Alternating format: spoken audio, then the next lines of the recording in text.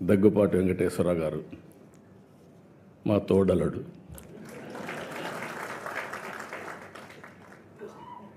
నాకంటే ముందు ఆయన అన్నీ చెప్పేశాడు, ఇంకా చెప్పడానికి ఏమీ లేవు. ఎప్పుడు కూడా మా ఫ్యామిలీలో ఒక విశిష్టమైన వ్యక్తి. డెప్త్కి వెళ్తారు, అనలిటికల్గా ఆలోచిస్తూ ఉంటాడు. ఒక ఏది కూడా నేను చూస్తూ వస్తున్నాను, ఇద్దరం కూడా ఒక స్ఫూర్తినిచ్చినటువంటి ఎన్టీ రామారావు గారి దగ్గర నేర్చుకున్నాం.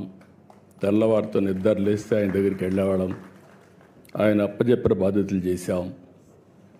అవన్నీ తలుచుకున్నప్పుడు నేను అనుకున్నాను, వెంకటేశ్వరరావు గారి ఇంటి పుస్తకాలు రాయడం ఏంటని. కలిసి ఉన్నాం 40 ఏళ్ళు, ఫ్యామిలీ మెంబర్స్. కానీ ఆయనలో ఇంత డెప్త్ ఉంది, ఒక పుస్తకం రాస్తాడని నేను ఎప్పుడు ఊహించలేదు. ఆయన చెప్పినప్పుడు నేను అడిగాను, మీరే రాశారా అని అడిగాను. ఎవరికైనా డౌట్లు ఉంటాయి, కానీ ఆయన రైటర్ కాదు, ఇప్పుడు కూడా కాదు.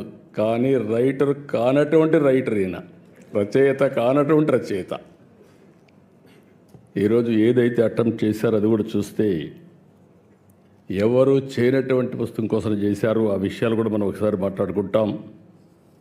అదే సమయంలో దగ్గుపాటి పురంధేశ్వర్ గారు,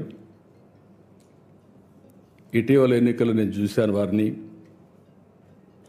వారు చూపించిన చొరవ కానీ, వారు నడిపించిన విధానం కానీ, దానివల్ల మళ్ళీ రాష్ట్ర ప్రజలకు ఒక మంచి జరగడానికి ఉపయోగపడింది. వారిని కూడా మనస్ఫూర్తిగా అభినందిస్తున్నా. ఒక చారిత్రక అవసరం మొన్న ఎన్నికలు, అందరూ ఆవేదన పడ్డాం. గీతం లాంటి వన్ ఆఫ్ ది బెస్ట్ ఇన్స్టిట్యూట్ని ఏం చేశారో మీరు చూశారు. ఇలాంటి ఇన్స్టిట్యూట్స్ రావాలని కోరుకునే సమయంలో ఇక్కడ డెమాలిషన్ చేసే పరిస్థితికి వచ్చారంటే చాలా బాధేస్తుంది. అలాంటివన్నీ మనం చూసాం. అయినా కూడా ఈరోజు ఇక్కడనే భరత్ కూడా ఉన్నాడు. కానీ ఆయన కష్టం ఇంకా లేదు దీంట్లో, ఇప్పుడిప్పుడే ప్రారంభం అయ్యింది.